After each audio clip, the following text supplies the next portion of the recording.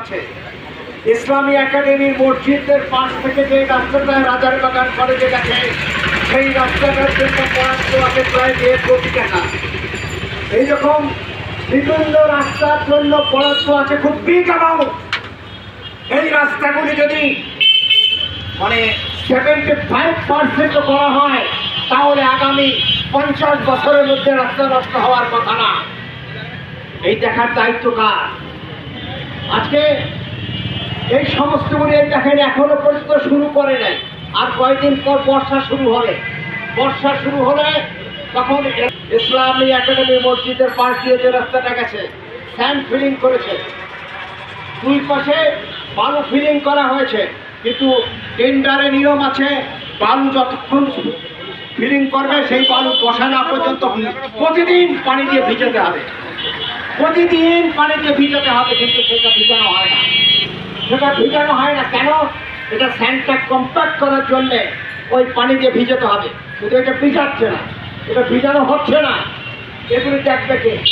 এখানে শুধু এই রাস্তার এইটা তো আছেই, সঙ্গে আনুষঙ্গিক কিছু ব্যাপার আছে। ড্রেনেজের ব্যবস্থা, এই রাস্তার ওই যে কাজ যেটা বরাদ্দ আছে টাকা 350 কোটি টাকা, তার সাথে ড্রেনেজের নিয়ম ডিজাইনও দেওয়া আছে, ড্রেনেজ করার কথা, সেগুলির কোনো খোঁজ খবর নাই। এই সমস্ত অনিয়মগুলি দেখার কেউ নাই।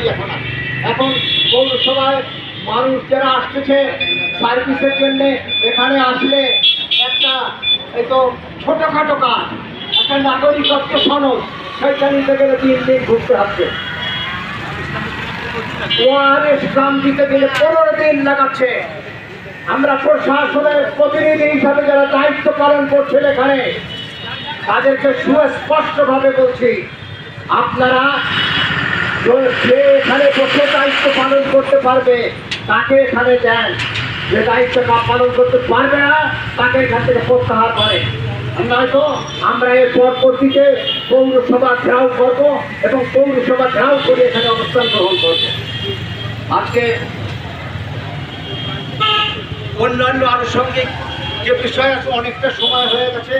আসলে সিস্টেম যেগুলি আছে এগুলির জন্য অনেক কিছু চেঞ্জ করার পরে আমরা পরবর্তীতে একত্রে বসে আবার কর্মসূচি গ্রহণ করবো। আমি আবার বক্তব্য পর্যায়ে শেষ করবো।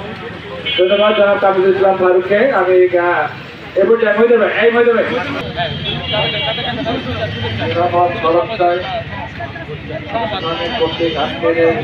মানববন্ধনে সম্মানিত সভাপতি সহ যারা অংশগ্রহণ করছেন সদস্যের পক্ষ থেকে সকলকে জানায় আন্তরিক অভিনন্দন, শুভেচ্ছা। আসসালামু আলাইকুম। আমাদের একটাই দাবি আসছে, এটা হচ্ছে একটা জেলায় যে রাস্তাঘাটগুলো আছে, এই রাস্তাঘাটগুলো সংস্কার করা হচ্ছে, কিন্তু আসলে আমাদের কর্তারা অনেক বক্তব্য লিখেছেন। আমি একটাই শুধু দাবি করবো সংস্থার পক্ষ থেকে রাস্তাগুলো দ্রুত যাতে আন্দোলন করা হয়, সেটা জন্য সকলের দৃষ্টি আকর্ষণ করছে। আজকের অনুষ্ঠানে যারা